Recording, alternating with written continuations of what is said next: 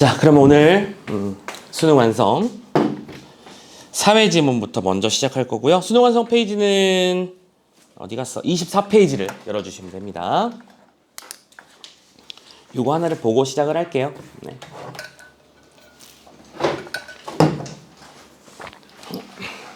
특히 경제 지문이 맘먹고 어렵게 나오면 미치는 단원이잖아, 그죠? 아마 이런 고민을 하는 친구들도 있을 거야. 경제 지문 제대로 공부하려면 그럼 경제 이론도 좀 알아야 되나요? 라고 말한다면 yes and no죠. 일단은 경제 지문에 관련해서 기본적으로 말이야. 기출에 대한 이야기는 어느 정도 머릿속에 담겨 있는 게 필요해.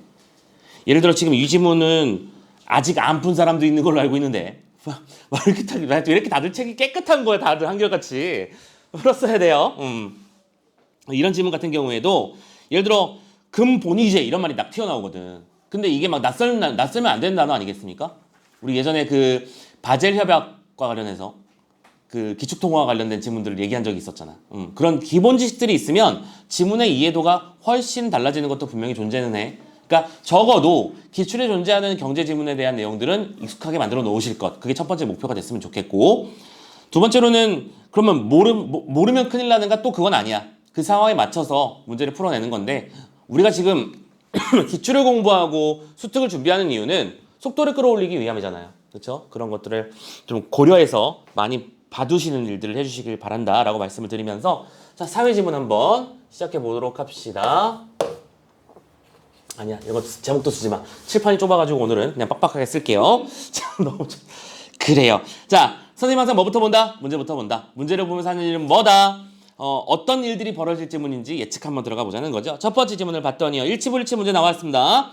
자, 일단 IMF라는 단어들이 반복적으로 보이고 있네요. 그리고 이 녀석의 뭐 특징을 정리하는 문제가 나왔구만. 챙기면 되겠지. IMF라는 말 자체를 24페이지야. 처음 들어보는 사람은 없을 테니까 넘어가고. 두 번째 문제. 특별 인출권에 대한 이해로 적절하지 않은 것. 역시 핵심 정보 파악하는 내용일 거야. 그 단어가 3문단의 중간쯤에 있죠. 우리는 이해하고 있잖아. 사회 지문을 만났어. 그럼 머릿속에 바짝 떠오르는 건 뭐죠? 일단 첫 번째, 지문의 흐름이 어떻게 될 거라고 우리는 이해하고 있어야 돼. 먼저 어떤 사회적 문제 상황을 제시하고 이 문제를 해결하기 위해서 우리가 기본적으로 알아야 되는 이야기들을 풀어줄 것이고, 그래서 그 문제를 해결하는 방법을 말해주겠지. 이것도 같은 패턴이 있을 거라고 생각하시면 된다면 이게 아마 핵심 문제가 되겠구나. SDR이라고 하는 녀석이 있는데 이 녀석의 특징을 또 정리하는 거니까 아마 3문단에서 답의 근거가 나오겠지라는 예상도 충분히 되시죠.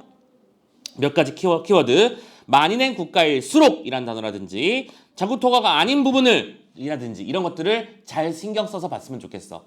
이게 바로 뭐거든. 수록이 나왔으니까 이퀄 연결. 그치? 그리고 아닌 부분이니까 나대이 부분. 이런 식으로 나오는 것들이 예측됐으면 좋겠고요.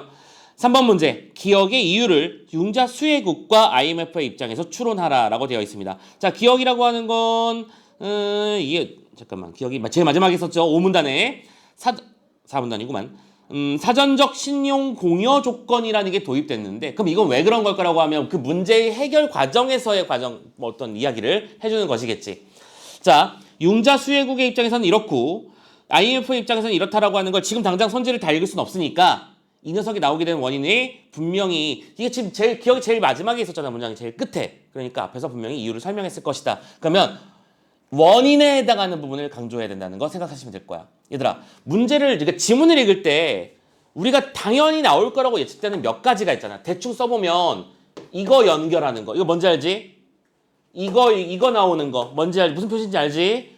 요렇게 대응상 나오는 거. 다 알고 있지? 그리고 요즘 특징, 원인, 조건 이런 것들이 굉장히 빈번하게 더 많이 사용되고 있어. 이거는 그냥 당연한 거라고 생각하면 돼.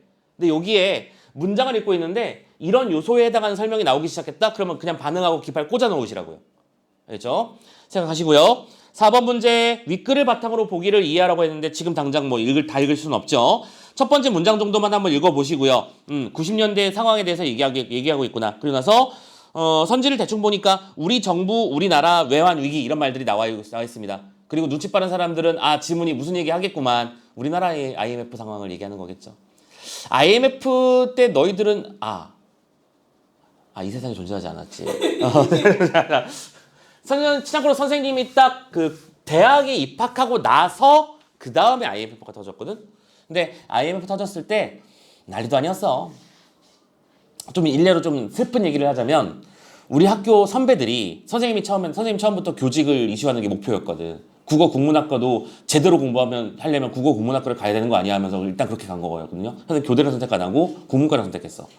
그래서 공부를 하고 이제 형들한테 막 술 마시고 이럴 때 전 교직 이수할 거예요 라고 했을 때 98년도 입학을 했어 선생님 대학을. 입학했을 때 선배들이 뭐라고 했냐면 왜? 라고 했어요. 왜 굳이? 왜냐면 대기업에 입사하는 게 너무 당연하던 입사하는 걸 목표로 하는 게 너무 당연하던 시절이고 기업이 너무 잘 됐었거든 그때 당시에는. 기업 가서 크게 벌면 되지. 왜 참고로 그때 당시에도 저는 정확하게 기억은 안 나는데 교사분들이 사회 초년생에게 해당하는 젊은 나이의 교사분들이 받는 월급이 150만 원 정도인 걸로 기억해. 큰 돈도 아니지 그 당시. 물론 지금의 기준으로 봤을 때는 큰 돈은 맞는 건 맞지만 그렇게 막 커 보이지 않는 돈이기도 했어. 그래서 선생님이 실제로도 정말 선택의 기로에 왔을 때 학교에 갈 거냐 지금 하고 있던 학원 생활을 계속 할 거냐라고 고민했을 때 결국에는 돈 때문에 학원 생활을 선택한 것도 이유가 있지. 근데 요즘에야 교권이 추락을 해가지고 고민들이 많고 교대 응시생이 엄청나게 줄어있는 시대지만 그때 당시에만 해도 지금보다 더 심했어. 교대를 왜 가? 교직을 왜 따? 재미삼아 하는 거니? 이런 식이었을 거예요. 자, 그런데 교직의 장점은 뭐예요? 공무원이잖아. 안정성이잖아. 근데 대기업들이 막 줄줄이 도산하고 있고 기업이 하나 무너지면 그 옆에 협력업체들 줄줄이 도산하고 그 도산 때문에 또 다른 데 영향을 끼치고 하면서 엄청나게 나라가 엉망진창이 됐었거든. 참고로 그랬을 때 다른 사람들은 다들 이제 꿈이 다 바뀌었죠. 1등 신랑감은 뭐가 됐었냐면 공무원이 됐었어. 오케이. 지금은 1등 신랑감이 4자 돌림이지만 물론 그때도 당연히 있었지만 일단 공무원이 일단 대세였던 시절이 있었다는 거 되게 슬픈 일이지. 그래서 이제 선생님 군대를 갔다 왔다 IMF 때. 그래서 IMF를 잘 회피했어요 선생님은. 딱 군대 갔다 오는 게 딱 답이었거든. 군대 갔다 와서 제대하고 나서 이제 선생님보다 조금 일찍 당연히 1년 일찍 와서 학업에 전념하고 있었겠지. 그래서 돌아왔어. 이제 선생님한테 그런 얘기를 했던 한 명도 예 없이 전원 선배들이 다들 공무원 시험 준비를 했어. 그리고 교직을 땄어. 그래서 교직 경쟁률이 장난 아니었지. 오케이? 그런 일이 벌어졌던 시절도 있었어요. 자, 되게 힘들었던 시기였는데 이거는 잠시 후에 잠깐 딴 얘기였고요. 자, 아무튼 그래서 우리나라의 상황이라고 하는 것을 예측할 수 있으면 좋겠고, 자, 지금 선지를 보면 뭐뭐하는 때, 뭐뭐하는 당시에 뭐뭐했다면 이런 조건이 붙어 있고, 그다음에 특징이 붙어 있고 원인이 붙어 있는 것들 또 느낌을 받았으면 좋겠다라고 생각하시고요. 5번 어휘 문제는 그냥 간단하게 넘어갑시다. 자, 그러면 첫 번째 문단부터 보면서 무슨 얘기하는 지문인지 한번 살펴보도록 합시다. 가자. 국제통화기금은 하면서 화제를 바로 돌입하네요. IMF. 국제통화기금이 우리의 화제야, 그죠? 이 녀석은요. 국가 간 거래가 늘어나는 상황에서 국제통화 및 금융제도의 안정을 도모하기 위한 국제금융기구야. 오케이, 이 녀석은 안정을 도모하기 위한 국제금융기구라고 설명을 합니다. 오케이, 이건 정의니까 큰 문제는 없죠. 현재 2023년 현재에는 190개국이 가입해 있대요. 이건 거의 다네요, 그죠? IMF는 가입 희망국의 자격에 관하여 특별한 제안을 하고 있지 않으면 자, 반응해야지. 지금 이거 뭐니까 특징이잖아. IMF와 관련된 특성 요소들을 말하고 있어. 첫 번째, 특별한 제한, 자격 제한이 없어. 자격 제한 없고요. 좀 빡빡하게 쓸게요, 칠판. 두 번째, 질서 있고 안정적인 환율제도 운용을 통해 국제통화 문제에 협력할 의사가 있는 모든 나라에 대해서 가입을 허용하고 있다. 모든 나라가 가입할 수 있다. 오케이. 특징 요소 뭔지 알겠어. 어려운 말 단 하나도 없었어. 그죠? 원하면 다 받아줄게. 에 속한대요. IMF 가입을 희망하는 나라가 가입에 협력할 의사가 있는 나라에 어디 들고 있는 거야? 희망하는 나라가 가입 신청서를 제출하면이 나왔으니까 둘 중에 하나잖아. 과정이거나 아니면 조건이거나. 근데 여기서는 과정이 나올 거야. 바로 요런 부분이 우리가 익혀야 되는 부분이야. 뭐냐면 우리가 지문 읽을 때 선생님이 지난주 우리 과학기술 지문에 썼을 때 이런 얘기 했었죠. 분명히 과학기술 지문을 보고 있는데 사회지문스러운 문제와 해결 과정이 나오지 않느냐. 기억나십니까? 근데 여기는 얘들아 어떤 대상의 작동 과정을 보여주는 건 어떤 지문에서 가장 많이 나오는 패턴이죠? 기술 지문 아니야? 그치? 라면을 끓일 때 먼저 물을 끓이고부터 아니지. 스프가 먼저인가? 아무튼 상관없지. 아무튼 원하는 대로 끓이면 되는데 야, 니들은 어느 쪽이냐? 스프를 먼저 때려 넣냐 아니면은 끓고 나서 때려 넣기 시작하냐? 스프 먼저? 그때그때 다르긴 하지. 근데 선생님은 기본적으로는 요즘에는 스프 먼저 넣는 파로 바뀌었어요. 그게 끓는 점을 잠깐만 그게 높아지는 거냐 낮아지는 거 아니야? 야 끓는 점이 높아지는 거면 더 높은 온도에서 끓는 거 아니야 그러면? 그거 뭐 0.몇 차이가 나는 아 그거밖에 차이 안 나는데? 개프 차이도 안 나는구나. 아, 별 신경 쓰는 것도 아니었네. 아무튼 간에 라면 맛있게 끓이는 것도. 근데 라면을 맛있게 끓이려면 다 필요 없어. 양은 냄비가 필요해. 그건 확실해. 확 끓어오르고 확 식어버리는 거. 그게 답이야. 그리고 나서 다 끓이고 나면 반드시 볼에 옮겨야 맛있게 먹지. 왜냐면 같이 팍 식어버리면 안 되니까. 아무튼 그래요. 양은 담비에다 꼭 하나 준비해 주시고 참고로 그 온라인에 그 뭐지? 요즘 인터넷에 그거 팔던데? 라면 백성가 뭐야 이름을 까먹었어. 라면 박사인가? 아예 라면 끓이기 전용으로 나온 그릇이 있어.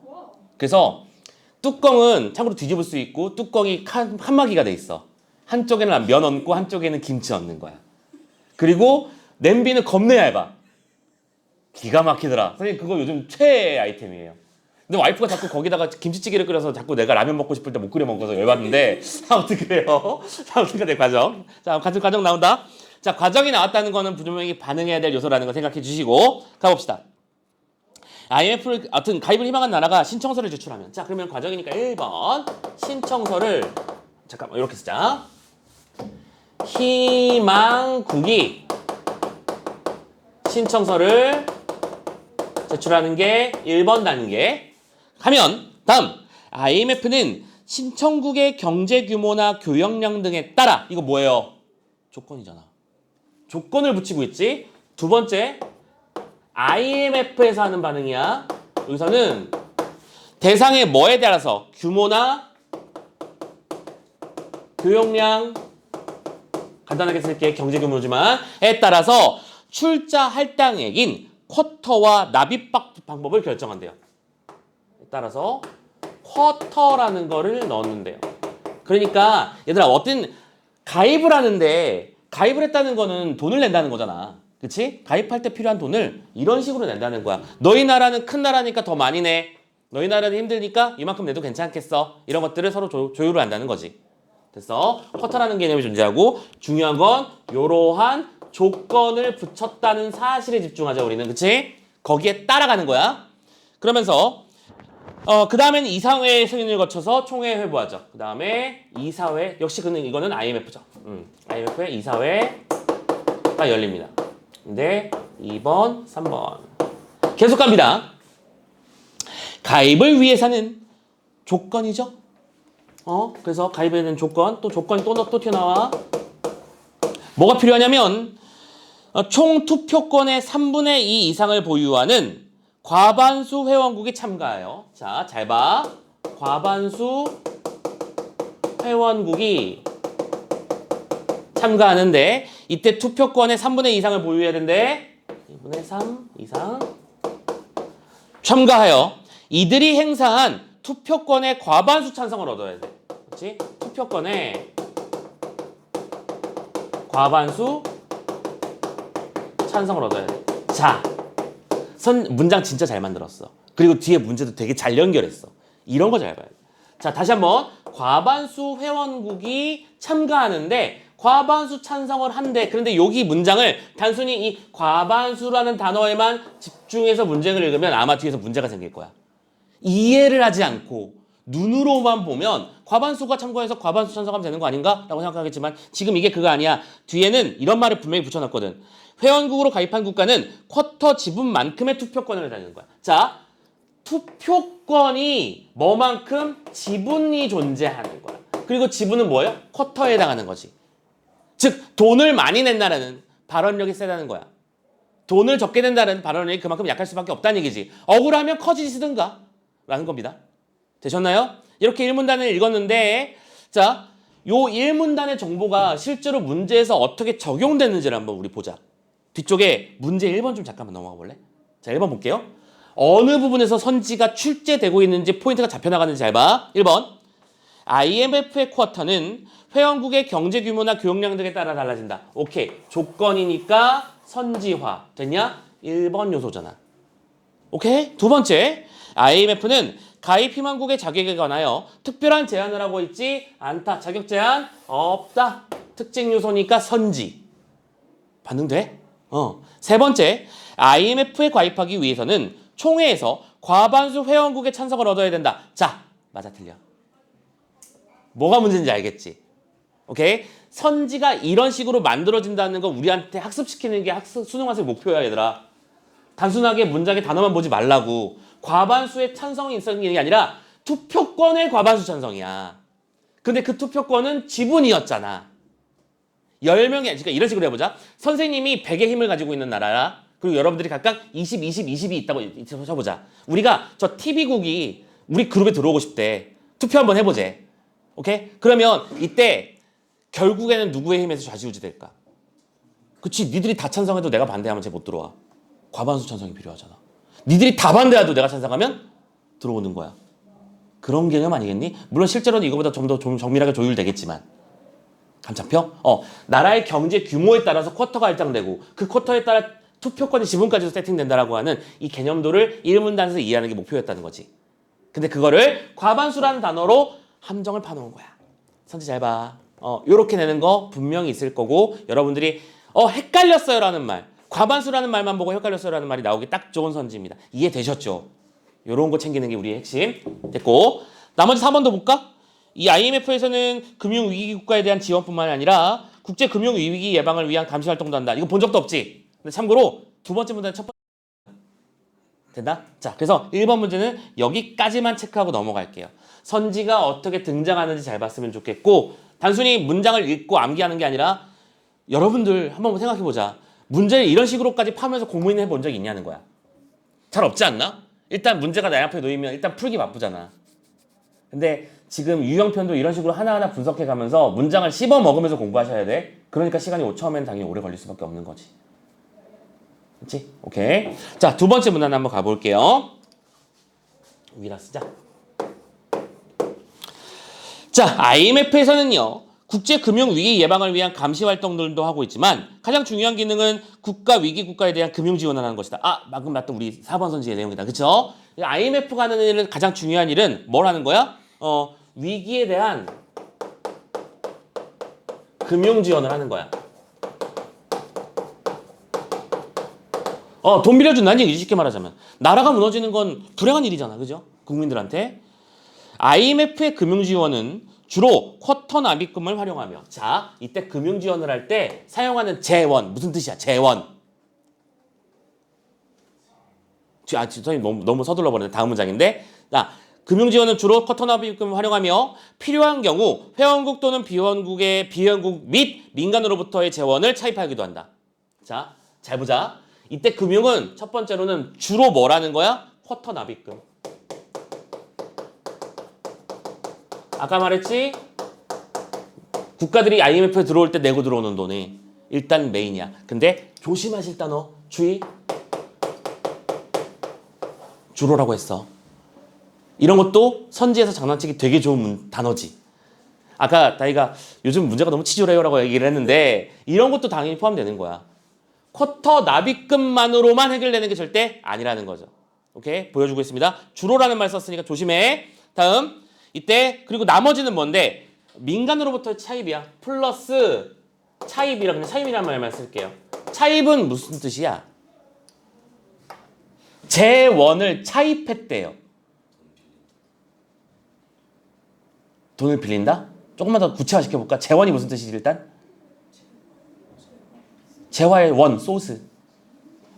소스잖아. 오케이? 말 그대로 돈이야, 말 그대로. 재원은 들여오는 돈을 차입하는 건 무슨 뜻이고? 앞에 차가 무슨 뜻이야? 차용 증서 할 때 차야. 임차인 할 때 차야. 차가 뭐야? 빌리다. 오케이? 그러면 차입은 빌려서 들여오는 거지. 오케이? 원래 가지고 있는 돈과 빌려오는 돈이 금융지원의 소수가 된다고. 현재 여유가 있는 국가가 있으면 어이 저기 지금 쟤 난리 났음. 거기에 좀 여유 있잖아. 땡겨줘봐. 이렇게 하면서 빌려다가 빌려주는 거지. 그렇다는 얘기야. 이해됐어? 오케이? 그럼 참고로 이것도 실은 대응쌍이며 반대쌍이잖아. 이건 원래 가지고 있는 거고 이건 빌려오는 거고. 됐어? 이런 거 가지고도 얼마든지 장난칠 수 있는데 선생님 봤을 때는 이런 거 여기서는 이거 자체를 장난치는 건 없지만 신경 쓰여야 된다. 변형 문제 만들려면 이런 식으로 나와야죠. 다음 쿼터남 입금은 IMF의 가장 기본적인 융자 재원이며 오케이? 빌려주는 돈이며 IMF의 재원 중 90% 정도를 차지하는데 오케이 요게 90% 그러면 얘들아 말은 안 했지만 이게 10% 정도의 비율을 차지하더라. 오케이? IMF에서 어떤 나라에 돈을 빌려줄 때 90% 정도는 여기서 쓰는데 10% 이런 게 쓰더라는 거야. 이때 쿼터 납입금으로 가맹국은 할당액에 잠깐만 이때 쿼터 납입금은 뿅뿅뿅뿅 어떻게 구성된다? 할당액의 25%는 금으로. 자 보자. 이것도 쓰자. 25%는 금으로 그리고 그럼 나머지 75%가 있지. 75%는 자국 통화로 납입해야 했다. 자국 통화. 자, 이해 싸움이야. 내가 이 IMF에 들어갈 때 납입금이라는 것을 내는데 그 납입금은 어떻게 결정된다고? 규모와 경영에 따라서 쿼터가 할당돼. 그리고 참고로 그게 나의 발언권이기도 해.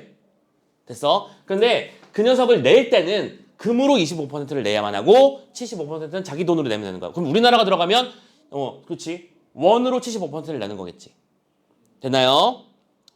이때 금으로 납입한 부분은 골드 트랑슈라고 부릅니다. 오케이, 요거는 뭐라고 부른다고? 골드 트랑슈라고 부른대요. 아, 골드 금이겠지 뭐. 그래서 납입한 회원국이 특별한 조건 없이 인출할 수 있었지만, 오케이? 자, 그래서 봐봐. 문장을 너무 길게 뺐네. 이 녀석의 특징은 뭐냐면 인출할 때 조건이 필요 없어요. 이거 무슨 말 하고 있는 거니? 갑자기 인출을 왜 해? 인출을 왜 한다는 소리야? 좀만 더 읽을까? 밑에까지 가자. 그런데 신용도가 떨어지는 회원국의 통화는 융자 재원으로 사용하기는 어려웠어. 이 녀석은 신용도가 떨어지는 국가의 것은 이거 뭐예요? 조건? 오케이? 사용이 어려워. 무슨 얘기하는 건지 이해가 되고 있어요? 지금 이게 무슨 소리야? 지금 돈을 이 나라가 위험해서 IMF가 빌려줘야 되는데 그 돈 중에 금은 조건 딸 필요 없는 거야. 막 주면도 돼. 왜냐면은 귀한 거고 언제나 훌륭한 가치를 지니고 있으니까. 물론 그때그때 시세는 달라지겠지만. 그런데 중요한 건 신용도가 떨어지는 국가의 재원도 들어와 있을 거 아니야. 이 IMF 안에는. 혹시 예전에 베네수엘라나 이런 나라 상황 혹시 들어본 적 있어? 선생님도 고백을 하나 하자면 그 베네수엘라의 상황을 이용하려고 했었지. 뭔지 알아? 거기가 경제가 무너지기 시작하니까 물건값이 어떻게 됐겠니? 그들의 입장, 자국민의 입장에서 엄청 비싸지고 있었겠지만 해외 입장에서는 어떻게 되겠어? 겁나게 쌌겠지. 이런 느낌이야. 빵 한 개를 사는데 예를 치를 드니까 그 나라 같다는 얘기 아니고 빵 한 개를 사는데 100만 원이 필요해. 돈의 가치가 떨어져서. 오케이? 하지만 외국에서는 그 빵을 50원에 살 수 있는 상황이 돼버리는 거야. 그 돈의 가치가 너무나 떨어지면. 그래서 예전에 베네수엘라에서 선생님이 뭘 했었냐면 선생님 인터넷 보고 한 거야. 환율이 개판이었거든. 혹시 여러분들 마이크로소프트 윈도우 쓰시죠? 오케이? 참고로 정품 인증하라고 나오잖아. 정품으로 쓰는 사람도 있을 것이고 아닌 사람도 있겠지만 아마 관심조차 없는 사람도 있겠지만 윈도우 소프트웨어 하나가 얼마 정도 하는지 알아? 모르는 사람 많더라.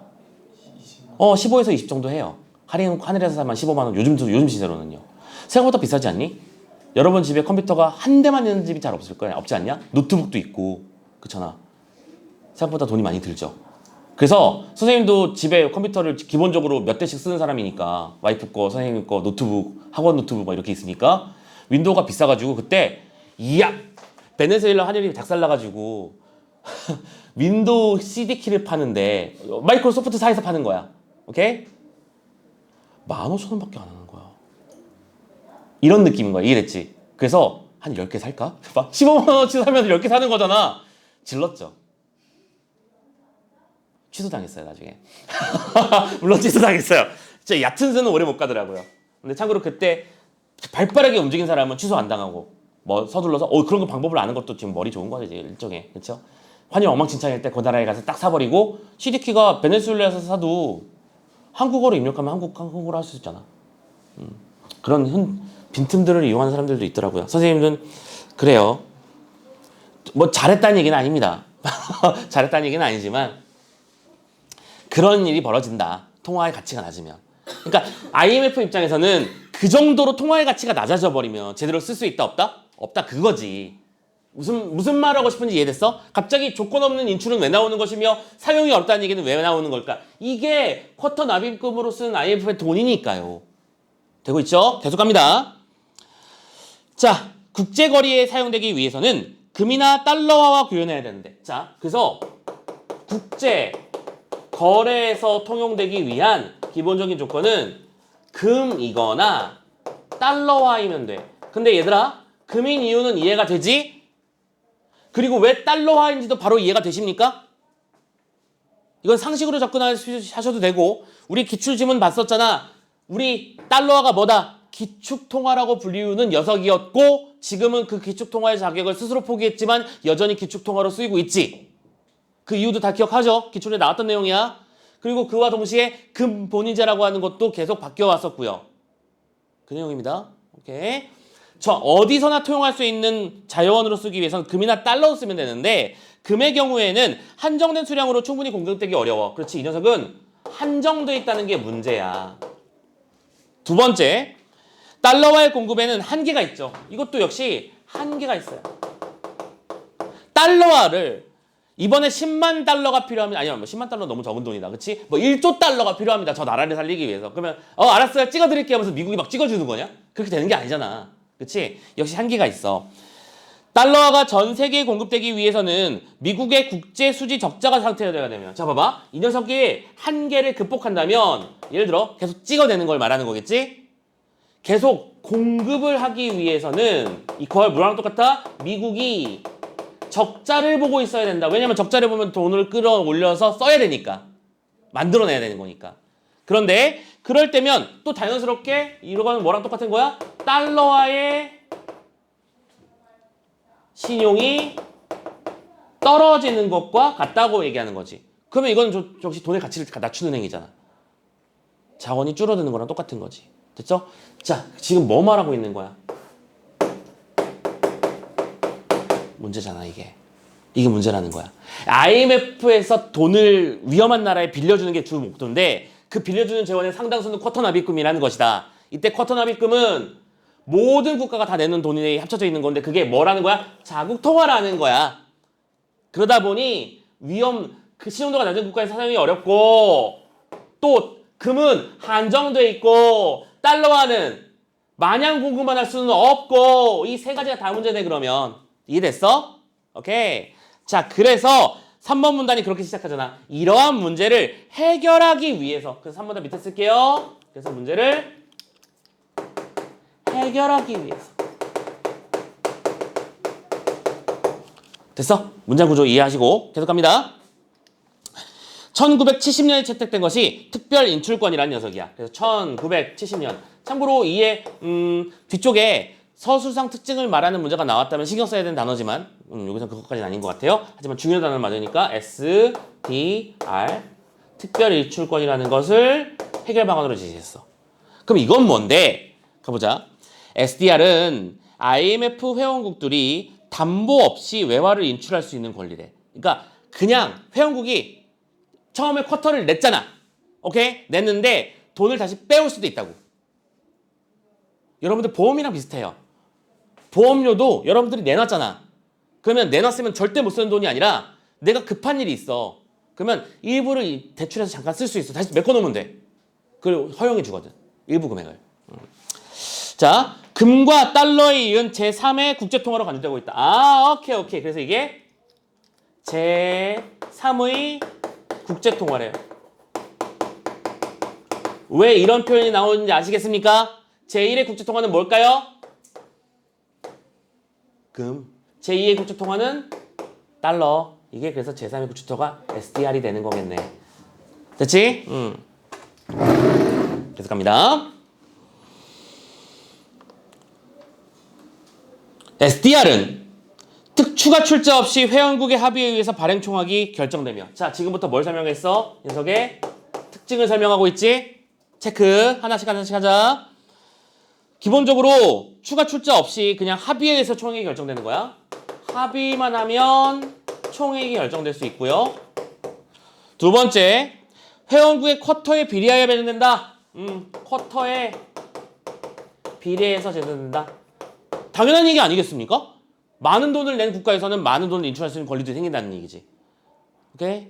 그런데 자꾸 왜 인출을 해야 되는 거지? 이 돈이 왜 필요한 거라고? 아까 말했지? 국가가 조금 위태로울 때 돈을 급하게 땡겨와서 책 해결하고 다시 또 메꿔놓고 이렇게 한다는 거잖아. 그래서 거대한 큰 그룹을 만들어서 이 나라가 잘 되고 있으면 이쪽을 빌려다가 이쪽에서 잠깐 빌려줬다가 왔다 갔다 하면서 전체적인 밸런스와 균형을 유지시키는 거지. 무너지지 않게. 됐지? 그리고 이때 자국의 국제 수지가 악화돼 외화가 부족할 때 잠깐만. 국제 수지 관계. 수지는 수지 타산이란 말이잖아. 그지? 돈 많이 벌었나 돈을 많이 잃어버린 건 아니지만 수출과 수입 그 관계를 말하는 거죠. 수지가 좋지 않을 때, 경기 상황이 안 좋을 때, 악화됐을 때 그건 뭐야? 외화가 부족할 때야. 그럼 뭐예요? 이게 바로 핵심 문제 상황입니다. 이해됐죠? 나라가 문제 상황에 빠지면 어떻게 한다? SDR을 외화와 교환하고 대신 외화를 제공한 회원국에게 이자를 지급하는 방식으로 사용되는 거지. SDR을 끌어오고 SDR을 내준 그 나라에 이자를 지급하는 거야. 그리고 그 이자는 누가 받아주겠니? 당연히 IMF가 받아주는 거겠지. 됐죠? 그러라고 돈을 맡기는 거니까. 계속합니다. 과거 금으로 채웠던 골드 트랑슈는 자, 근데 보자. 이 상황에서 내가 무슨 색깔로 썼니? 골드 트랑슈. 빨간색으로 썼네. 자, 골드 트랑슈는 무슨 일이 벌어졌어? 금 본위가 해체된 이후에는 근데 이 녀석은 중간에 금 본위제가 해체됐어요. 이거 무슨 말인지 기억하십니까? 이것도 기출에 나왔던 질문이야. 그러니까 이런 부분에서 기출의 힘이 중요하고 기출을 보지 못했더라도 그냥 받아들이면 돼. 오케이? 근데 이 정도는 기출에서 기억했으면 좋겠어. 근본이제가 뭘 말하는 거였죠? 금을 모든 것을 기준으로 놓고 계산하는 거였잖아. 근데 그렇게 하니까 일본 달러가 못 버텨가지고 포기했었잖아. 그런 겁니다. 자, 그래서 금이나 달러, 근본이 해체되면 이후에는 금이나 달러와 외에 SDR로 채울 수도 있게 되면서 리저브 트랑슈로 불리게 되었어. 오케이, 이제는 이름이 바뀌었어요. 리저브 트랑슈. 오케이. 플러스 뭐? SDR도 들어왔다는 거야, 이 안에. 여기 안에 어디 가서 어디다 썼어? 금이나 자국 통화 말고 안 되는 것들은 금과 달러를 써야 되는데 이거 말고도 뭐를 쓸 수 있었다? 리저브 트랑슈를 쓸 수 있었다. 됐냐? 오케이. 계속.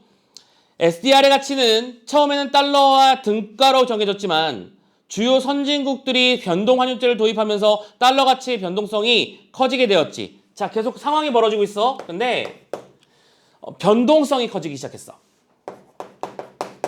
좁아서 그냥 이렇게 쓸게요. 무슨 얘기? 처음에는 1대1 등가 교환을 시켰잖아. 그게 근본이제란 말이야.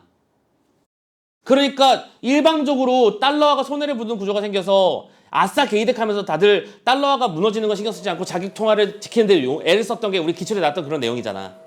이 말이 무슨 말인지 이해가 되고 있어야 돼. 자, 그런데 이렇게 하면서 다들 무너지기 시작하니까 변동 환율제를 도입하게 되었고 달러 가치가 막 바뀌어. 그래서 요즘 지금도 변동 환율제잖아. 어떻게 되고 있어? 매일매일 그 뉴스를 보면 오늘은 $1 환율이 얼마다. 매일매일 나오잖아. 어제가 다르고 오늘이 다르잖아. 심지어 초 단위로 받으죠. 어마무시해. 이에 따라 1974년에는요. 자, 연도가 바뀌었죠. SDR의 가치를 세계 교역에서 1% 이상을 차지하는 상위 16개국의 통화 시세의 가중치를 곱하여 산정하는 통화 바스켓 방식이 도입되었어. 자, 오른쪽에 쓸게요. 그래서 그게 이어져서 다음 통화 바스켓 방식으로 바뀌게 되었대요. 흐름 잘 봐. 골드 트랑스였는데 근본위가 해체되면서 리저브 트랑스가 되어서 SDR이 포함되기 시작했어. 근데 그 SDR의 변동성, 금리 환율이라는 게 계속 바뀌기 시작하니까 이번에는 통화 바스켓 방식이라고 하는 것을 다시 바꿨다고. 이해 따라가고 있죠? 그러면 우리가 지금 이 지문에서 이해해야 되는 내용은 뭐야? 무엇 때문에 바뀌었는가? 그게 바로 뭐가 해야 되는 거야? 원인에 해당하는 요소잖아. 그 원인은 그럼 선지에 나왔겠니? 안 나왔겠니? 나왔겠지. 라고 생각하면 되는 거야. 자, 그래서 통화 바스켓 방식. 참고로 이때 이 녀석은 그럼 이 녀석의 키워드는 뭐였냐면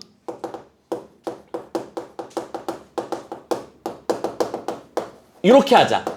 상위 영향력을 크게 행사하는 어차피 몇 개 안 되잖아. 그지? 몇 개 안 되는 거 아니고 많지만 주요 국가들의 어떤 변동성을 딱 잡아가지고 가중치를 더해버리면 다른 나라들이 흔들리는 것에 덜 민감하게 흔들릴 수 있겠지.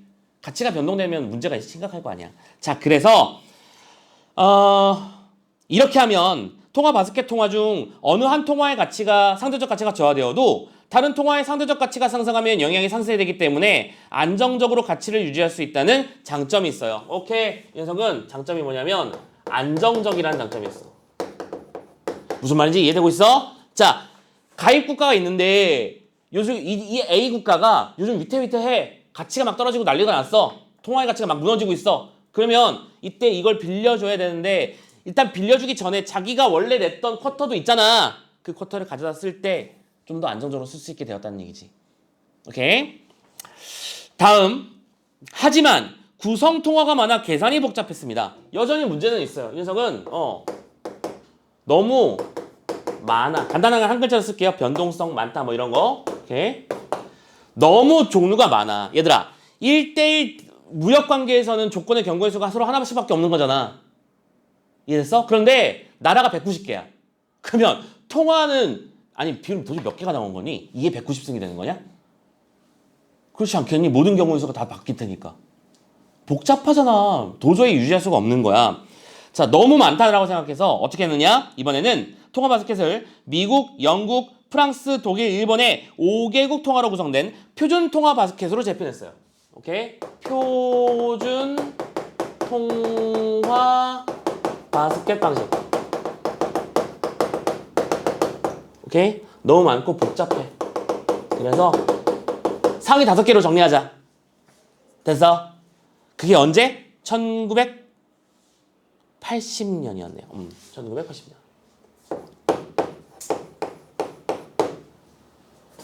계속 갑니다. 이후 1999년 유로화가 도입되었고요. 2016년 중국의 위안화, 중국 힘 세잖아요 요즘엔, 그지?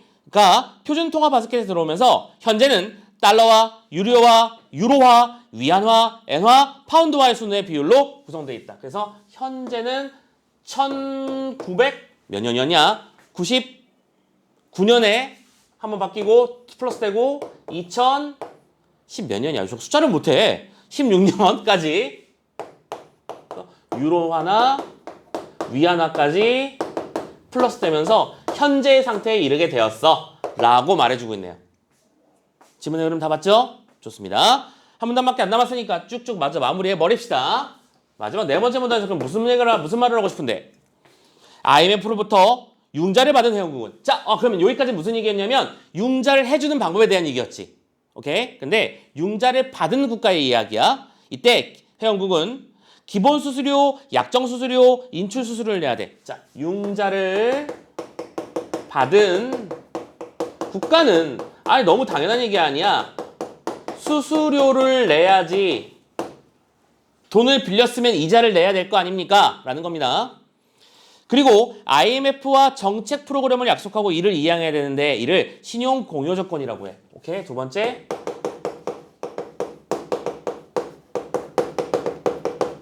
자, 두 가지 필요해. 융자를 받은 국가는 당연히 무슨 나라야? 뭐 하는 국가야? 국제 수지에 문제가 있어서 외화가 부족한 나라지. 그 나라가 융자를 받게 되면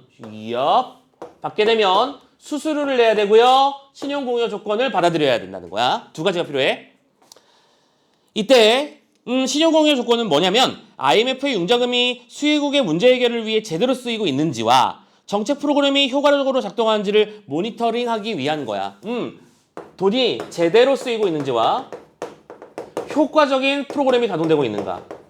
야, 돈을 빌려주는데 저 아파요. 저희 회사 좀 살려주세요 해서 예를 들어 뭐 500억을 빌려주기로 했어. 나라에서. 그러면 500억을 빌려다가 자기들끼리 임원진 이사회 파티하고 막 이러면 안 되잖아. 그치? 그 돈 제대로 쓰고 있는 건 맞아? 그리고 너희들이 그걸 갚기 위해서 제대로 노력하고 있는 건 맞아? 라고 하는 걸 계속 확인하게 된다는 거야. 신용공여 주권을 두는 이유는 IMF 입장에서는 이거 뒤에 문제로 나왔던 거 기억하시죠? 이게 필요한, 저기 빨간색 쓰자. 요게 필요한 바람표로 쓸게. 이유야. 이유는 출제 요소야. 그지? 기억하자. 먼저 IMF 입장에서는 뭐가 돼야 된대? 융자 수혜국의 경제가 하루빨리 회복되어야 융자금을 회수할 수 있으며, 오케이. 빠른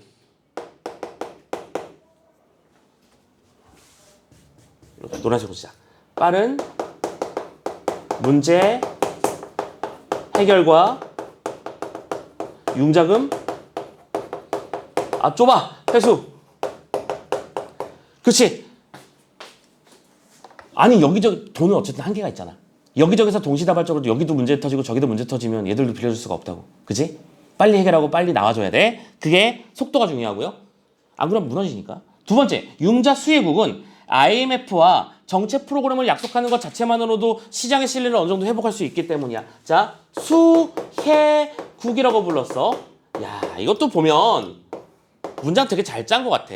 봐봐. 얘들아, 수혜국은 무슨 뜻이야? 수혜국이 어디를 말하는 거야? 혜택을 받은 나라. 혜택을 받았다는 거는 뭘 했다는 얘기야? 뭐랑 똑같은 말이야.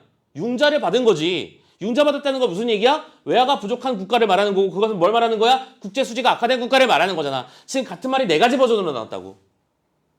이게 선지에서 자주 쓰는 돌려치기 방식이잖아. 같은 말 다른 식으로 쓰기. 이해됐니? 오케이. 두 가지 특징도 쌍으로 이해했나? 요 말과 요 말은 같은 거다. 라고 이해할 수 있어야 돼. 그 수혜국의 입장에서는 어떤 일이 벌어질 수 있는데, 신뢰가 회복되기 때문이야. 신뢰가, 이것도 노란색으로 쓰자. 신뢰가 회복되기 때문이야. 신뢰를 왜 회복해야 되는데? 얘들아, 국제 수지가 악화됐다는 얘기는 돈이 빠져나간다는 얘기잖아. 돈을 왜 빼는 거야? 문제가 있으니까 빼는 거겠지. 하지만 앞으로 더 커질 것 같다라고 하면 국제에서의 돈이 막 들어오겠죠. 회복할 수 있으려면 IMF가 뒤에서 지켜준다? 그러면 이 나라 안 무너지겠네. 조금 더 해볼 만한데 오히려, 그리고 또 우리 이때 중요한 게 이거잖아. 위기는 기회거든 항상. 상태 안 좋을 때 들어가서 이득 바짝 먹는 것도 되게 좋은 방법이거든. 대신 리스크가 크니까 하이 리스크 하이 리턴이겠지. 오케이? 그러니까 들어온 돈이 생겨서 회복이 가능해지는 거야. 그러나 아직도 문제가 있어? 신용 공여 조건이 각국의 경제적 기초 요건을 고려하지 않는 문제들로 인해 2008년 글로벌 금융위기 이후에는 이에 대한 개선이 논의되었어. 여전히 문제가 있었어요. 이때 각국의 기초적인 상황이 문제가 된대요. 예를 들어볼까? 우리나라로 잡아보자. 예를 들어, 야, 얘들아, 선생님이 IMF야? 지금 여러분들이 기업인데 이 나라에 와봤더니, IMF가 와봤더니 지금 다 정말 막 손가락 빨고 난리도 아니야. 좋아. 내가 100조 원 들고 왔어. 한번 살려보자 우리. 라고 했는데, 그럼 알아서 이 돈은 난 잘 나눠먹고 잘 쓰라고 하겠니? 아니지. 일단 첫 번째, 빨리 회수를 해야 된다며.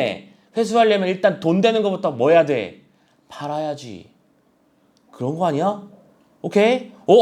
너네 회사 저기 땅 있어? 치워. 갖다 팔아. 너희 회사 R&D 부서가 있네? 무슨 R&D야? 당장 죽겠는데. 치워. 이러면 다 치워버리는 거야. 그리고 이걸 좀 극단적으로 비교해볼게. 자, 우리나라로 생각해보자. IMF가 터져서 우리나라의 상황이 왔어. 근데 우리나라 상황에 딱 봤을 때 돈 되는 게 딱 보니까 삼성이야. 삼성 팔아. LG 팔아. 현대자동차 다 팔아버려. 아니 니들 죽겠다며. 그래서 신용공여 조건을 이렇게 걸었다고 치자. 그래서 IMF는 효과적으로 빠르게 돈을 만들어냈고 빨리 갚게 만들었고 해결했어. 근데 그럼 우리나라는 그 다음에 어떻게 될 거야? 무슨 상황 벌어질지 대충 예상되잖아. 우리나라는 대기업 중심이고 대기업 의존적이잖아. 그치? 또 어떤 나라는 예를 들어 뭐 상공업 중심일 거고 어떤 나라는 관광업 중심이겠지. 근데 관광업 중심인데 관광업으로 먹고만 살아야 되는 나라인데 관광업이 돈이 되니까 이 부분에 그 영유권이라든가 뭐 개방권 이런 거 다 팔아버렸어. 그럼 회복되고 나서도 방법은 없는 거잖아. 그런 일이 벌어지더라 이건지. 그런 얘기겠지. 오케이? 자, 그래서 뭐 하자. 글로벌 위기 이후에는 그 결과 경제적 기초 여건이 견실한 회원국에 대해서는 신용 공여 조건을 갖추었다고 간주하고 즉각 지원을 해주는 사전적 신용 공여 조건이 만들어졌어. 그래서 그 결과가 뭐야? 기업 사전적 신용 공여야. 무슨 소리야?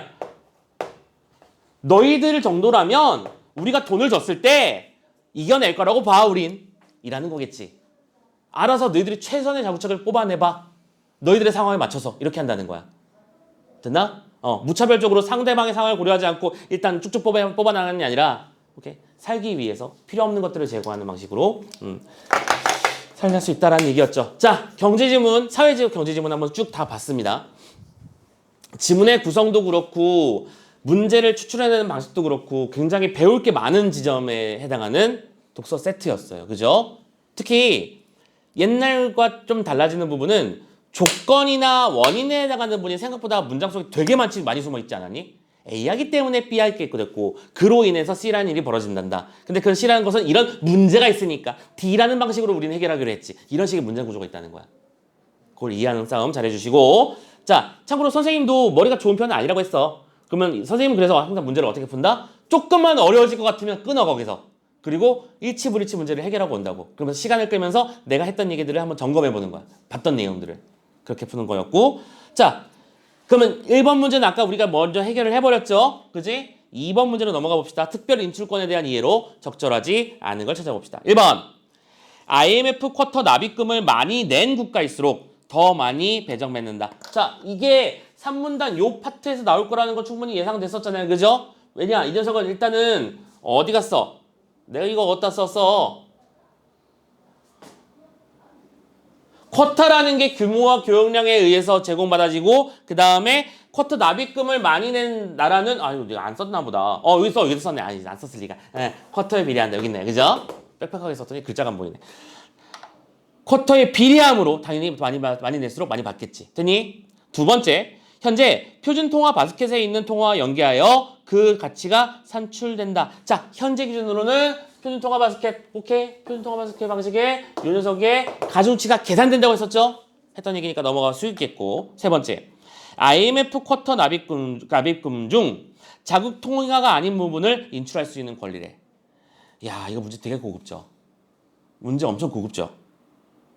얼핏 보면 그치 인출할 수 있는 권리 맞잖아. 이 특별 인출권이라며. 그 선생님이 이런 문제 풀 때 항상 조심하라는 게 뭐였냐면 조건 부분을 잘 보라고 했었지. 문장 잘 봐. 다시 한번. IMF의 쿼터 납입금 중. 자. IMF의 쿼터 납입금은 뭘로 이루어져 있다고 했었죠?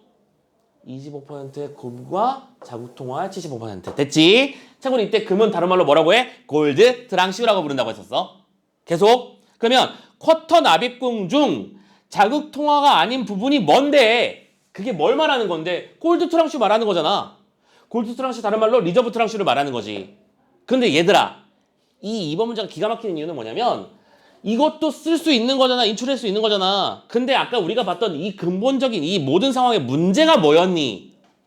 이걸로 해결이 안 돼서 자국 통화로 다시 빌려와야 되는데 우리 이 자국 통화가 이미 작살나 버렸잖아. 그래서 딴 데서 빌려오는 거였잖아. 이해돼? 요거를 빌려서 해결할 수 있는 거였으면 조건도 없으니까 해결하면 되는 건데 그게 해결이 안 되니까 자국통화를 가져와야 되는데 문제는 그 자국통화는 A, B, C라는 문제를 가지고 있어. 그래서 SDR을 하는 거였잖아. 이거 이해돼? 즉, 이 문제는 금의 문제 부분이 아니라 요 부분을 해결하기 위한 것이었던 거지. 됐어? 그래서 정답이 3번인 거야. 특별 인출권이라고 하는 게 금을 빼나갈 수 있는 권리를 말하는 게 아니라 자국 통화에 대해서 인출할 수 있는 권리를 말하는 부분인 거잖아. 됐냐? 쌤이 문제 보면서 이야 역시 고급져 생각했던 그런 세트입니다. 4번 신용도가 높은 다른 회원국의 통화와 교환될 수 있기 때문에 그렇지 교환 가능했었지 그게 그래서 우리가 뭐라고도 불렀어? 제3의 국제통화라고 불렀잖아. 오케이? 그래서 국제통화로 인정되는 거 맞았고요. 여기 있었죠? 다섯 번째 전 세계적으로 달러화를 공급하는 데서 발생하는 달러와 가치의 하락을 막는 방법이다. 그렇죠? 요 문제를 해결하는 내용이다라고 설명한 거잖아. 됐죠? 자, 이렇게 지문이었습니다. 가만히 보면 말이야. 이 문제의 난이도를, 그러니까 지문의 난이도를 대폭 낮출 수 있는 방법이 원래 뭐가 있을 거냐면 아주 글을 단순화시켜서 보자면 쿼터납입금은 요거와 요것인데 요걸로 해결이 안 되므로 요것을 써야 되는데 요것에 문제가 있다라고 말해. 그런 말만 한 문장 더 넣어줬으면 이 문장이 되게 쉬운 문제가 됐을 거야. 근데 그 문장이 없잖아. 그래서 우리가 이 안에서 왜 그래야만 하는 건지를 생각할 수 있게 그 생각하는 힘을 길러주는 형태로 문장이 구성되어 있는 거지. 고급진 문장 맞습니다. 자, 2번 문제 해결했습니다. 됐죠? 3번 문제 넘어가 봅시다. 사전적 신용 공여가 필요한 이유를 생각해 보자. 얘들아, 사전적 신용 공여의 문제 상황은 뭐였죠? 요거였잖아. 요 이유를 문제화시킨 거지. 됐지? 그러면 참고로 이런 문제를 만났을 때 조건이 두 가지잖아. 두 가지의 입장에서 서로 나란히 살펴보라. 근데 이거를 1번 보고 2번 보고 3번 보고 하는 건 약간 바보짓 아닐까? 어떻게 했으면 좋겠니? 하나의 조건만 먼저 보는 거지. 앞부분은 융자 수혜국이잖아. 그러면 융제 수혜국에서 사전적 신용 공여 조건이 있어야 되는 이유를 생각해 봐야겠지. 맞나? 생각해 보자. 그러니까 IMF 입장을 지금 보지도 말자.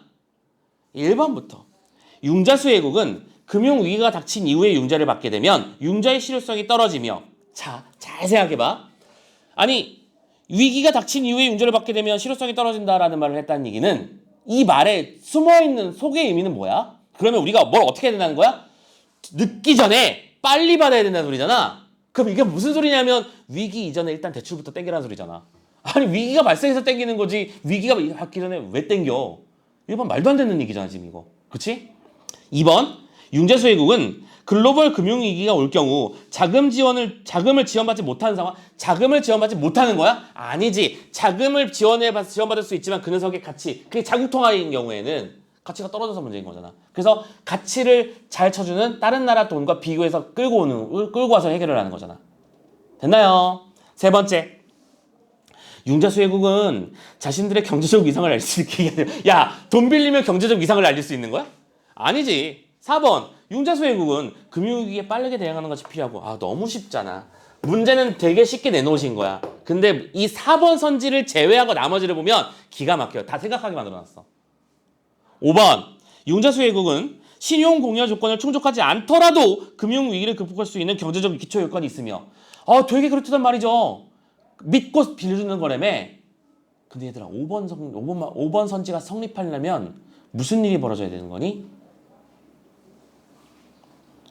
신용 공여 조건을 충족하지 않더라도 금융위기를 극복할 수 있다는 얘기는 돈이 필요 없는 나라라는 얘기잖아. 즉 현재 문제가 없는 나라라는 소리야. 왜 빌려? 그치? 그러니까 말 보면 그쵸? 안 빌려도 되는 얘기를 막 하고 있잖아. 빌려야 되는 상황은 아까 말했었지? 빠른 문제 해결을 위해서다. 그리고 이때 빠른 문제 해결은 어떤 걸 말하는 것이다? 바로 외화의 부족을 말하는 것이다까지 연결하실 것. 됐죠? 자, 그럼 나머지 IMF는 굳이 읽을 필요도 없겠죠? 각자 읽어보시고 체크해 보시기 바랍니다. 이 정도까지만 하는 걸로 하고 4번 문제 보고 보러 갑시다. 윗글을 바탕으로 보기를 이해해 봅시다라고 되어 있습니다. 1990년대에는요. 금융 자유화와 금융시장 개방 등으로 인해서 아시아로 유입된 외국 자본이 빠르게 늘어났어. 진짜로 90년대 우리 그 IMF 터지기 직전에 정말 난리도 아닐 정도로 사람들이 좋았어. 그때 있잖아. 돈 잘 버는 선배들은 학교에 놀러 와서 알바 뛰는데 난 그런 선배들 멋있더라.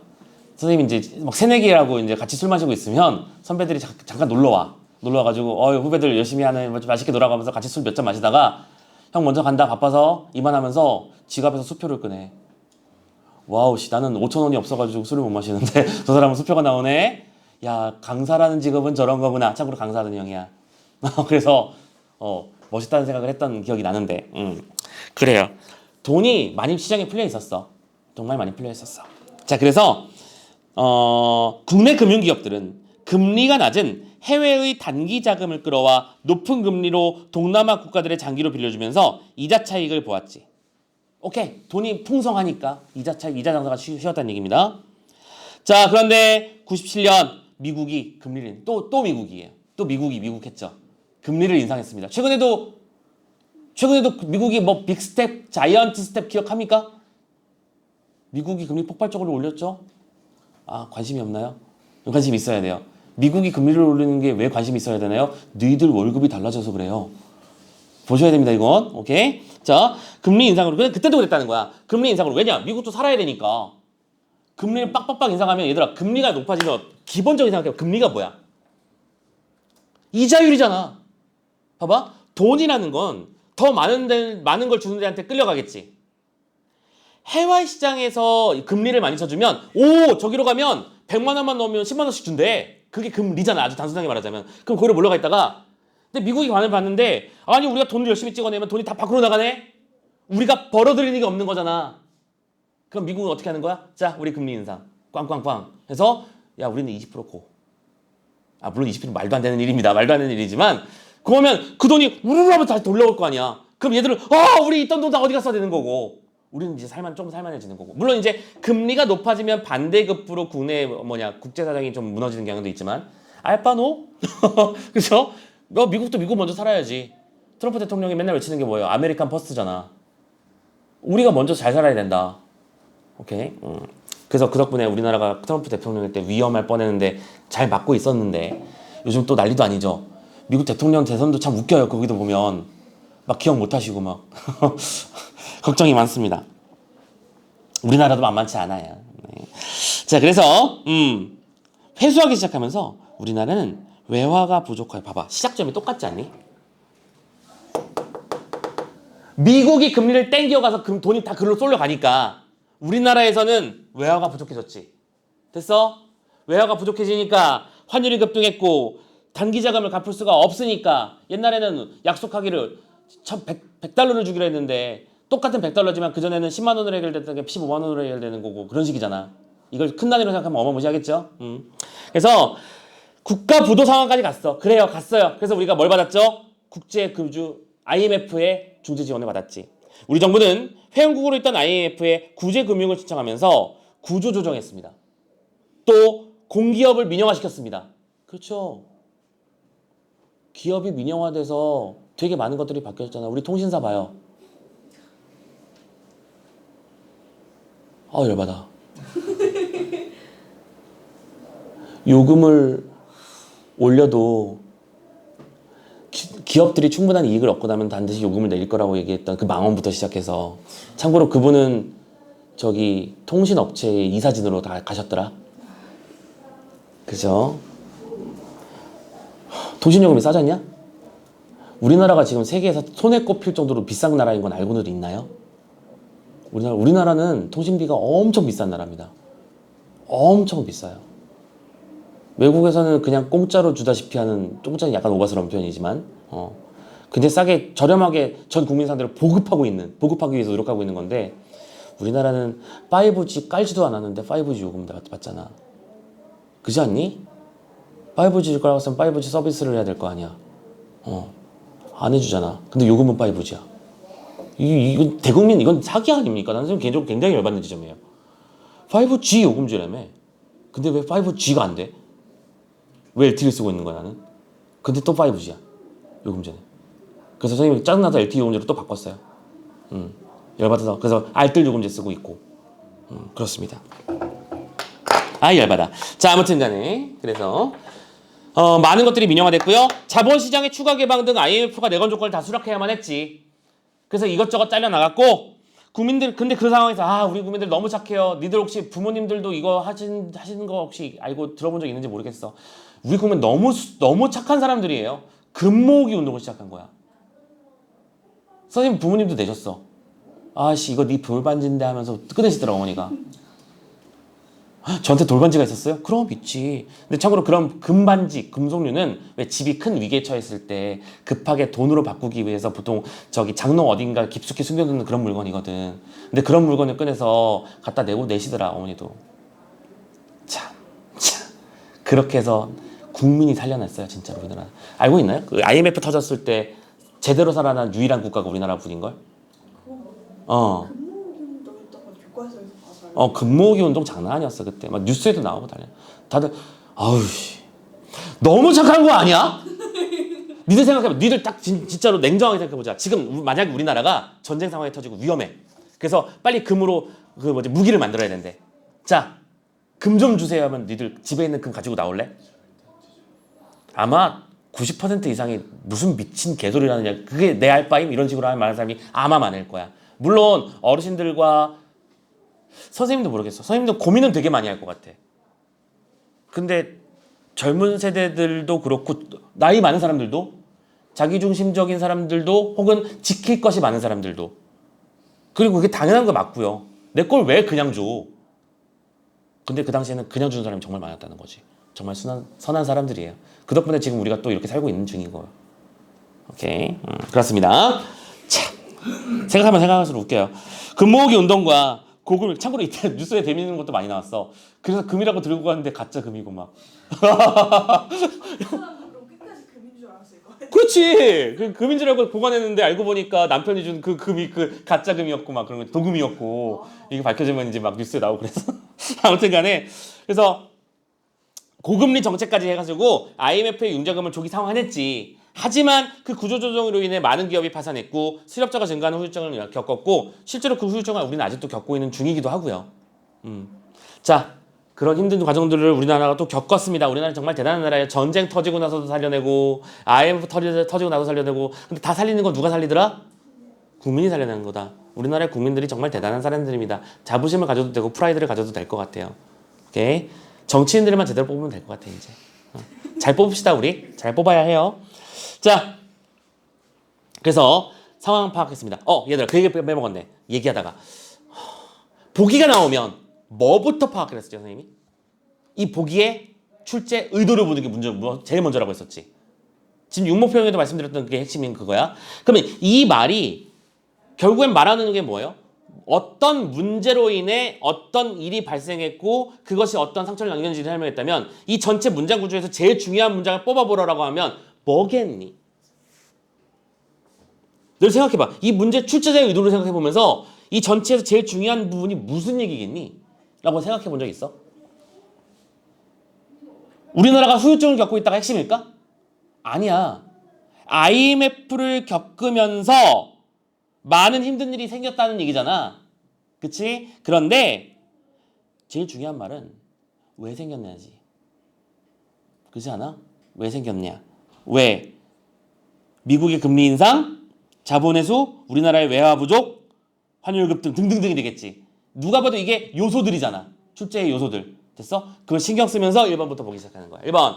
우리 정부가 IMF에 긴급 자금을 요청한 이유는 리저브 트랑슈만으로는 위기를 해결할 수 없었기 때문이겠구나. 자, 참고로 이 1번이 이해됐어야만 하죠. 리저브 트랑슈라는 건 다시 말해서 골드 트레저랑 같은 말이야. 골드 트랑슈만으로 해결할 수 없다는 얘기가 무슨 말이니? 요걸로 해결할 수 있으면 조건 없이 인출되는 거니까 무슨 조건 같은 거 받을 필요조차 없잖아. 그렇다는 얘기는 약한 위기를 말하는 거겠지. 잠깐 돈이 급하게 필요할 때. 됐냐? 근데 우리가 이 SDR과 금융을 받는 이유는 융자를 받는 것은 뭘 받는 거야? 요거를 받는 거라고 했었잖아.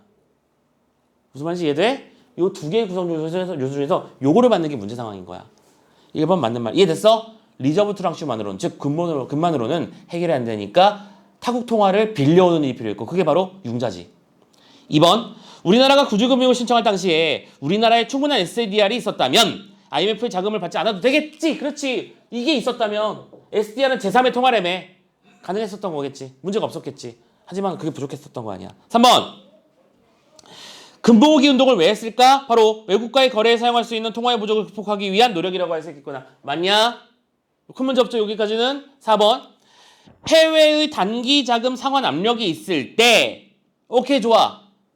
문제 상황을 언급하고 있지. 그럴 때 우리나라가 IMF에 납부한 쿼터 납입금 중 원화로 납부한 금액을 돌려받을 수 있었다면, 즉 이거 뭐예요? 요 돈을 돌려받을 수 있었다면 금융실적을 늦췄을 거래. 맞냐? 맞아? 이 돈을 돌려받을 수 있었다면 국제 구제 금융 신청이 밀렸을 수 있을 거래. 늦췄을 수 있을 거래. 뭐가 문제? 이 문장의 문제점의 가장 큰 부분이 뭐예요? 지문의 전체 흐름을 읽지 마. 지금 방금 선지에서 뭐라고 했었냐면 원화로라고 말했어. 원화로라는 것은 뭘 뜻하는 거야? 어디다 썼어? 자구통화를 말하는 거였잖아. 근데 자구통화가 아니잖아. 그리고 또 하나 말해볼까? 다시 하나. 이거 잊지 말라고 했었지. 문제 상황이 뭐라고요? 외화가 부족한 거잖아. 외화가 부족해서 외화를 들여오기 위해서 SDR로 가져오는 거잖아. 우리나라가 지금 이때가 원화가 부족했기 때문에 문제가 생겼던 거니? 아니지. 원화의 가치가 떨어졌기 때문에 문제가 생긴 거잖아. 그래서 달러화가 필요했던 거잖아. 근데 달러화가 부족했잖아. 그래서 빌려온 거잖아. 무슨 말인지 이해돼? 외화의 부족이라는 것을 분명히 이 지문에서도 하나, 둘, 셋, 네 번째 줄에 말했지. 외화가 부족해서 문제라고 말을 했어. 외화가 부족하다는 것은 자구통화가 안 통한다는 소리잖아. 됐어? 근데 이걸 가지고 원화로라는 부분으로 써놨기 때문에 써놔서 우리를 현혹하고 있는 거지, 문장 속에서. 정답은 그래서 4번. 되셨죠? 5번. IMF가 요구한 기업의 구조조정과 공기업의 민영화 등등등은 국민에게 고통으로 다가올 수도 있겠구나. 이거 마지막 문단을 그냥 선지로 활용하기 위한 내용일 거라고 생각이 됩니다. 되셨죠? 자, 이렇게 해서 네 번째 문제까지 다 해결을 해봤고요. 마지막 다섯 번째 문제 어휘는 굳이 설명하지 않을게요. 패스합시다. 자, 아무튼 나머지 지문들도 쌤이 지금 중요하지 않아서 안 하는 게 아니야. 오케이? 할 게 많아서 그러는 것 뿐이니까 잘 파보시고 앞에 있는 인문 지문, 독서 이론 지문, 그리고 과학기술 지문도 같은 방식으로 천천히 파보세요. 선생님이 평소에 수업할 때 강조했던 이유, 원인, 조건들, 그리고 이퀄 연결 관계들, 과정에 대한 이야기, 문제와 해결의 구조들, 이런 것들이 어떻게 문제에서 반영되고 선지로 어떻게 뽑혀 나오나 그 부분을 화살표를 그려가면서 한번 정리를 해보시길 바랍니다. 그럼 분명히 느껴지는 게 있을 거예요. 됐죠? 자, 고생 많이 하셨고 잠깐 숨 좀 돌리고 뒤에 문학 파트 넘어갈게요.